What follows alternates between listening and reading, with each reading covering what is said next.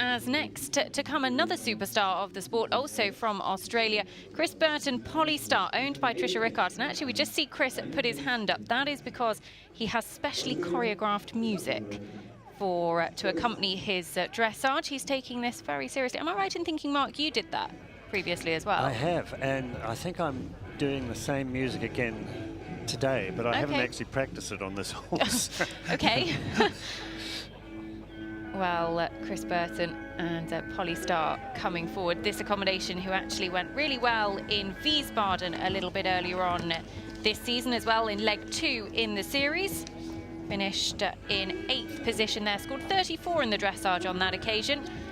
And actually, this is a horse that missed the 2017 season, spent some time doing some pure show jumping, but has previously won at this level. And of course, Chris Burton, 5th individually at the Rio Olympic Games, a part of that Australian team who won a bronze medal as well. He is a man not to be messed with, isn't he, Mark? He's a very, very good jockey.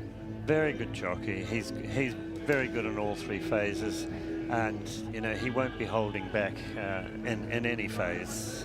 You know, you'll see like this extended trot here, he'll go for it.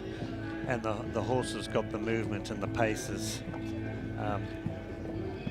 Just wanting to sort of duck down a little bit there, which is not good in his head. Not quite square in the hole. Now we look for 5 steps. 1, 2, 3, 4, 5. Very good there. Oh, walked into the trot and then went to break. So he'll be marked down for that. It's a shame because, I mean, there's plenty of 8s coming in. He's trending to go ahead of Karen Donkers, who leads on 26.7 at the moment. Yeah, he's dropped down there. I think Judge at Sea was quite generous for that, 7. I think he came out of that reasonably well. Yeah. All things considered, he's still in that top 2, top 3 area, Nicole, 27.7. What makes this very interesting from 2 points of view for me, number 1, if he stays in this zone, he's got a much better speed record on a very influential speed track from what we've seen so far. Number 1, I think he would become a favourite if he stays in the top 3. Anywhere near this 27.7 zone keeps him in there. He can move past Michael, he can move past Karen, and he'll keep up with some of the ones later to come. Does he have a good show jumping record, this horse? He has a good show jumping record. Yes, he picked up time penalties at Wiesbaden, but other than that, he's cleared no penalties in his last 4 runs before that. Chris Burton was not happy with himself that he'd picked up time penalties in Wiesbaden. I don't think he would make that same mistake here. And actually, the horse has show jumped internationally with Irish international show jumper David Simpson as well. So has a good amount of experience in that second phase. And interesting enough, Nelson Pessoa has been helping the Australian riders, and Chris has been going over there and riding a few show jumpers for him, so he's been getting lots of practice. Good change there. The last rail Polystar had down internationally was actually Fontainebleau back in 2016, but they did have, of course, that gap in 2017, so you're still looking at 5-6 runs now, clear jumping.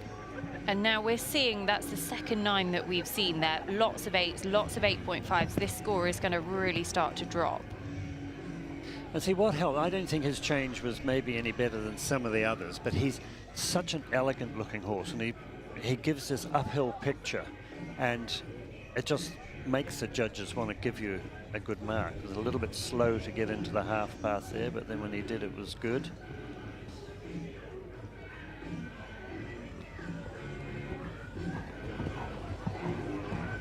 This is an interesting choice of music he has. I can't quite pick out what it is. Trending on a 25 mark. This is where things get very interesting, because now we're now starting to look at those fractional marks, which could, if you finish in this zone, begin to separate out fairly big pots of money when we come to Sunday evening. The difference between a 25 and a 24.7, that could be crucial when it comes to Sunday, because when you're in this zone, you're now talking about potential winning the competition zone. Exactly. And don't forget, he's in with a shout of the series, Nicole. He's on 19 points in the series. So a big result here would give him the momentum to really push for the overall series crown as well. So a big moment here, 24.7 right now, going into that final zone. Good halt at the end. Didn't quite keep the immobility, but I'm sure they'll forgive him for that.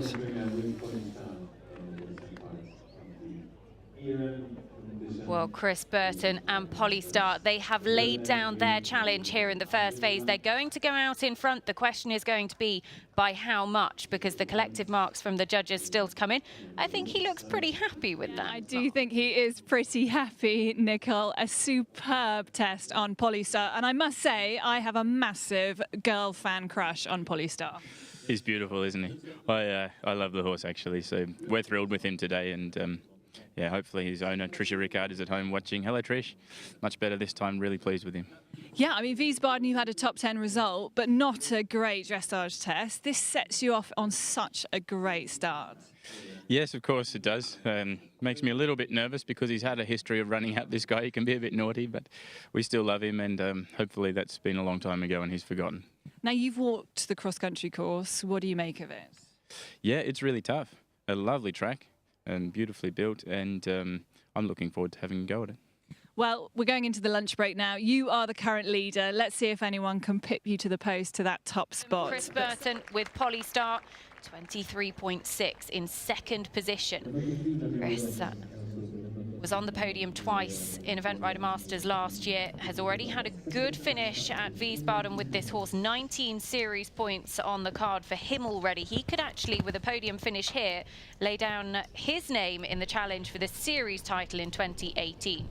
Polystar, a horse that actually show jumped internationally last year with Irish show jumper David Simpson, had a bit of time away from eventing.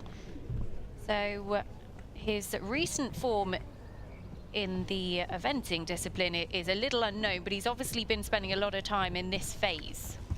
Yes, completely. I was actually at Bowlsworth the other weekend doing the Event Grand Prix, and Berto had this horse in it. He did actually have one or two fences down with the show jumps then.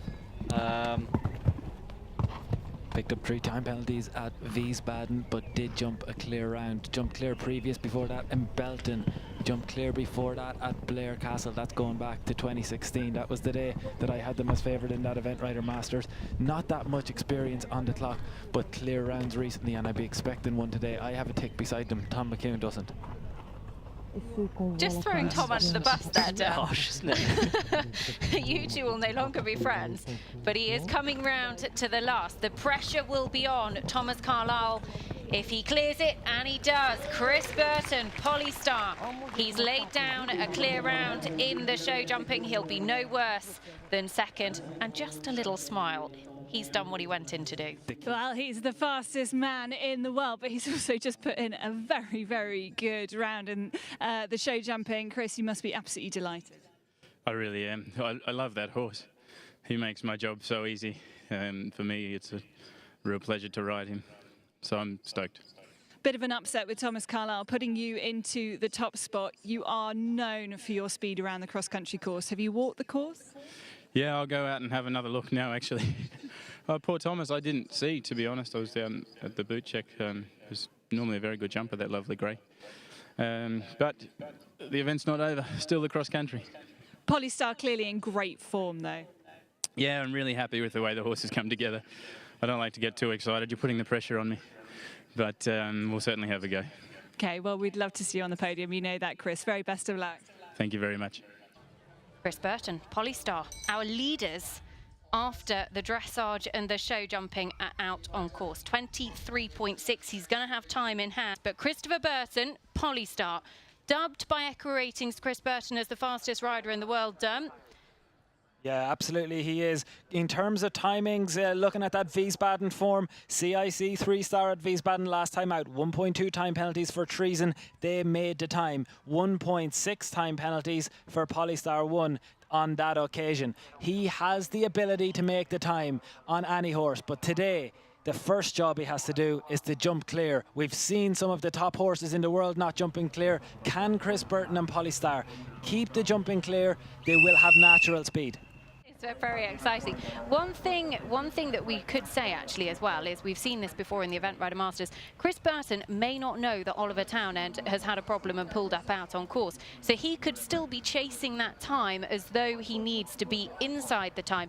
In actual fact, he can be 21 seconds over the time and still take the win here in Arville. But he may not know that. It's very unlikely that he knows that, I would suggest, at the moment. It's very difficult to get that information back that quickly. For me, Nicole, it's not important because he has to jump clear. Well, Chris Burton, Polystar, is out on course. Well, Chris Burton has 2 minutes and 30 left on the clock as he's at the Event Rider Masters at triple bar. Comes to the Burko barrels. Fully through there, not taking any chances as he comes to this final skinny. Clears it nicely. So Chris Burton and Polystar 23.6. I mean, he just needs to get a home in a good way, horse home in a good way and in a safe way. I mean, I can see him checking his watch. He's not slowing up. He definitely doesn't know, as far as I can see, he doesn't know that he has so much time in hand. Well, I'll tell you one thing. He needs to be jumping into this hollow with 1 minute and 40 on the clock. He's 9 seconds up on the clock at this stage of the competition. Chris Burton could be about to put in a massive winning margin here.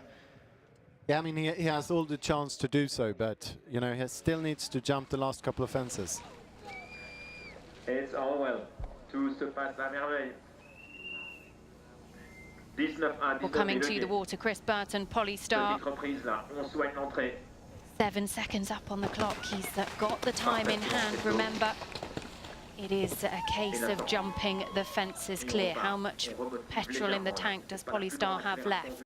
Down to the last couple of fences, but he is looking good and the horse has been very good so far. The time is absolutely fine. He doesn't need to worry about the time. He just needs to jump the fences clear. So Chris Burton and Polystar for Australia.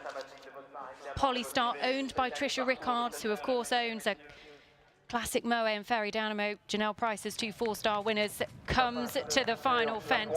He is absolutely cruising, cool as cucumber. He's just got to jump the last and he will be inside the time here in Arville. He's comfortably clear of the last. He's comfortably inside the time and he comfortably takes the 2018 Arville Event Rider Masters leg. Our winner of leg 3 of the Event Rider Masters, Chris Burton. What a weekend you and Polystar have had.